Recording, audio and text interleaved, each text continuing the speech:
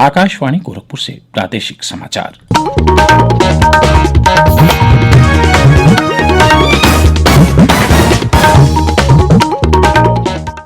नमस्कार। समाचार बुलेटिन के साथ मैं वेद प्रकाश पाठक। पहले मुख्य समाचार। प्रधानमंत्री नरेंद्र मोदी ने अनुसंधान और विकास में और अधिक निवेश का किया आह्वान। मुख्यमंत्री योगी आदित्यनाथ ने कोरोना वैक्सीन के सुरक्षित स्टोरेज तथा कोल्ड चेन की फुल प्रूफ व्यवस्था करने के दिए निर्देश। बीसी सखी योजना के तहत महिलाओं को रोजगार देने वाला उत्तर प्रदेश देश का पहला राज्य बना। और प्रदेश के कई इलाके शीतलहर की चपेट में। मुख्यमंत्री ने निराश्रितों के लिए रैन बसेरे और सार्वजनिक स्थानों पर अलाव जलाने की व्यवस्था करने के लिए कहा। अब समाचार विस्तार से। प्रधानमंत्री नरेंद्र मोदी ने कहा है कि भारतीय उद्योग की क्षमता और प्रतिबद्धता को दुनिया को दिखाने का यही सही समय है। उन्होंने उद्योग और व्यवसाय जगत का आह्वान करते हुए कहा कि वे आने वाले वर्षों में आत्मनिर्भर भारत बनाने के लिए अपनी पूरी ताकत लगाएं। कल वीडियो कॉन्फ्रेंसिंग के माध्यम से एसोचैम फाउंडेशन सप्ताह 2020 कार्यक्रम को संबोधित करते हुए श्री मोदी ने कहा कि आज विश्व चौथी औद्योगिक क्रांति की ओर तेजी से बढ़ रहा है। दुनिया चौथी औद्योगिक क्रांति की तरफ तेजी से आगे बढ़ रही है। नई टेक्नोलॉजी के रूप में चैलेंजेस भी आएंगे और अनेक नए सरल सॉल्यूशंस भी आएंगे। और इसलिए आज वो समय है जब हमें प्लान भी करना है और एक्ट भी करना है। हमें हर साल के हर लक्ष्य को नेशन बिल्डिंग के एक लार्जर गोल के साथ जोड़ना है। श्री मोदी ने कहा कि अब सही ढंग से योजना बनाने और उस पर काम करने का समय है। उन्होंने कहा कि 27 साल बाद भारत अपनी स्वतंत्रता के 100 वर्ष पूरे करेगा। ये 27 वर्ष न केवल भारत की वैश्विक भूमिका निर्धारित करेंगे, बल्कि यह भारतीयों के सपने और समर्पण की परीक्षा की भी घड़ी होगी। आने वाले 27 साल भारत के ग्लोबल रोल को ही तय करने वाले इतना नहीं है, बल्कि ये हम भारतीयों के ड्रीम्स और डेडिकेशन दोनों का टेस्ट करने वाले हैं। ये समय भारतीय इंडस्ट्री के रूप में आपकी कैपेबिलिटी, कमिटमेंट और करेज को दुनिया भर को हमें एक बार विश्वास के साथ दिखा देना है। और हमारा चैलेंज सिर्फ आत्मनिर्भरता ही नहीं है, बल्कि हम इस लक्ष्य को कितनी जल्दी हासिल करते हैं, ये भी उतना ही महत्वपूर्ण है। प्रधानमंत्री ने कहा, अनुसंधान और विकास में निवेश को बढ़ाया जाना चाहिए। भारत में R&D पर निवेश बढ़ाए जाने की बहुत जरूरत है। अमेरिका जैसे देश में जहां R&D पर 70% निवेश प्राइवेट सेक्टर का होता है, हमारे यहाँ इतना ही पब्लिक सेक्टर द्वारा किया जाता है। यानी आज जरूरत यह है कि R&D में प्राइवेट सेक्टर की भागीदारी बढ़े। कृषि, डिफेंस, स्पेस, एनर्जी, कंस्ट्रक्शन, यानी हर सेक्टर में हर छोटी बड़ी कंपनी को R&D के लिए एक निश्चित अमाउंट तय करना चाहिए। प्रधानमंत्री ने कहा कि कॉरपोरेट गवर्नेंस से लेकर मुनाफे में हिस्सेदारी तक जैसी दुनिया की बेहतरीन नीतियों को हमें जल्द से जल्द अपनाना चाहिए। उन्होंने कहा कि हमारे मुनाफा कमाने के दृष्टिकोण के पीछे समाज का व्यापक हित होना चाहिए। श्री मोदी ने कहा कि देश ऐसे उद्यमों और उद्यमियों के साथ है जो युवाओं को बहुत सारे अवसर प्रदान करते हैं। उन्होंने कहा कि भारत का युवा नवाचार और स्टार्टअप क्षेत्र में अपना नाम कमा रहा है। आज भारत के युवा इनोवेशन के स्टार्टअप दुनिया में अपना नाम बना रहे हैं। सरकार की एक एफिशिएंट और फ्रेंडली इकोसिस्टम बनाने के लिए निरंतर कोशिश जारी है। अब एसोचैम जैसे एसोसिएशन को आपके हर मेंबर को भी ये सुनिश्चित करना है कि इसका लाभ लास्ट माइल तक पहुंचे। इसके लिए इंडस्ट्री के भीतर भी आपको रिफॉर्म्स को एनकरेज करना होगा। प्रधानमंत्री ने कहा कि सरकार भारत में विनिर्माण को बढ़ावा देने के लिए लगातार सुधार कर रही है। प्रधानमंत्री ने कहा कि कोविड महामारी के दौर में भी जब सारी दुनिया में निवेश गतिविधियां प्रभावित हुईं, भारत में प्रत्यक्ष विदेशी निवेश और विदेशी पोर्टफोलियो निवेश रिकॉर्ड स्तर पर किया गया।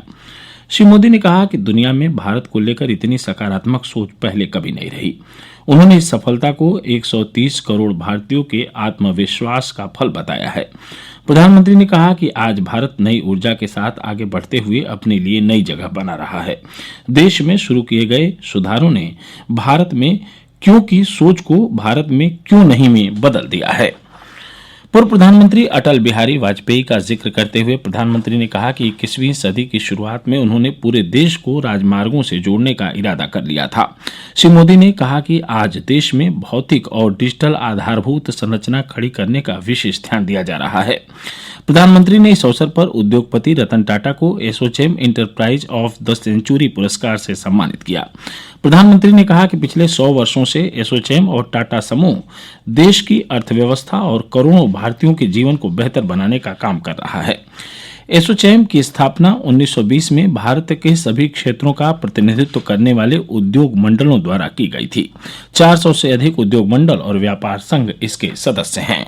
प्रादेशिक समाचार आप आकाशवाणी गोरखपुर से सुन रहे हैं। प्रदेश में कोविड-19 वैक्सीन के स्टोरेज सेंटरों में सभी आवश्यक प्रबंध किए जा रहे हैं।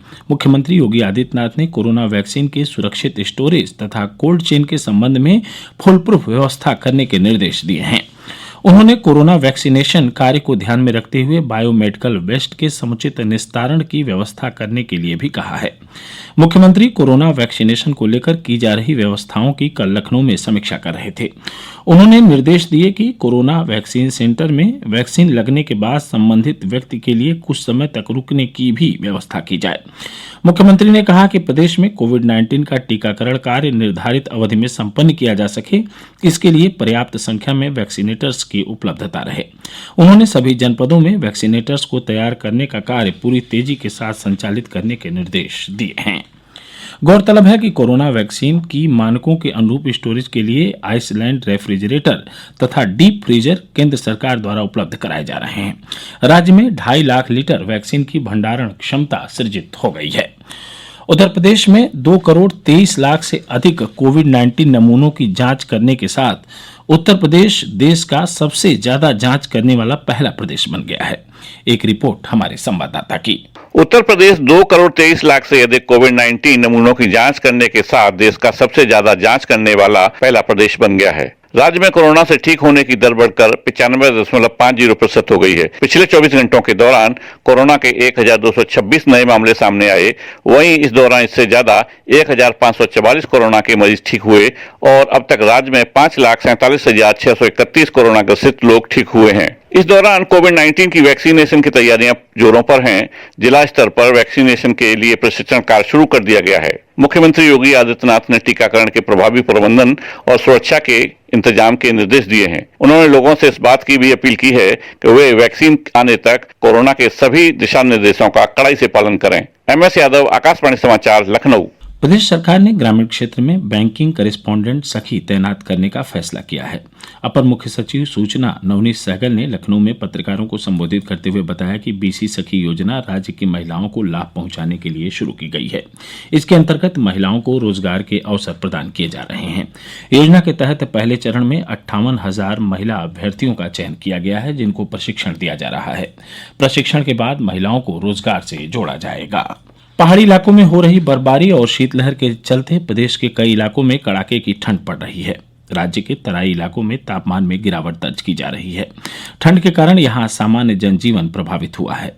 मुरादाबाद, आगरा, मेरठ, गोरखपुर और झांसी मंडल में भी दिन के तापमान में गिरावट दर्ज की गई।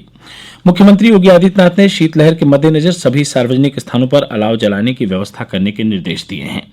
उन्होंने गरीबों और निराश्रितों को शीतलहर से बचाव के लिए कंबलों का वितरण और रैन बसेरों की समुचित व्यवस्था करने के लिए भी कहा है। उन्होंने जिला प्रशासन के सभी अधिकारियों से रैन बसेरों के संचालन तथा कंबल वितरण कार्य की नियमित मॉनिटरिंग करने के भी निर्देश दिए। और अंत में मुख्य समाचार एक बार फिर से सुन लीजिए। प्रधानमंत्री नरेंद्र मोदी ने अनुसंधान और विकास में और अधिक निवेश का किया आह्वान। मुख्यमंत्री योगी आदित्यनाथ ने कोरोना वैक्सीन के सुरक्षित स्टोरेज तथा कोल्ड चेन की फुलप्रूफ व्यवस्था करने के दिए निर्देश। BC सखी योजना के तहत महिलाओं को रोजगार देने वाला उत्तर प्रदेश देश का पहला राज्य बना। और प्रदेश के कई इलाके शीतलहर की चपेट में, मुख्यमंत्री ने निराश्रितों के लिए रैन बसेरे और सार्वजनिक स्थानों पर अलाव जलाने की व्यवस्था करने को कहा। इसके साथ ही प्रादेशिक समाचारों का बुलेटिन यहीं संपन्न हुआ। नमस्कार।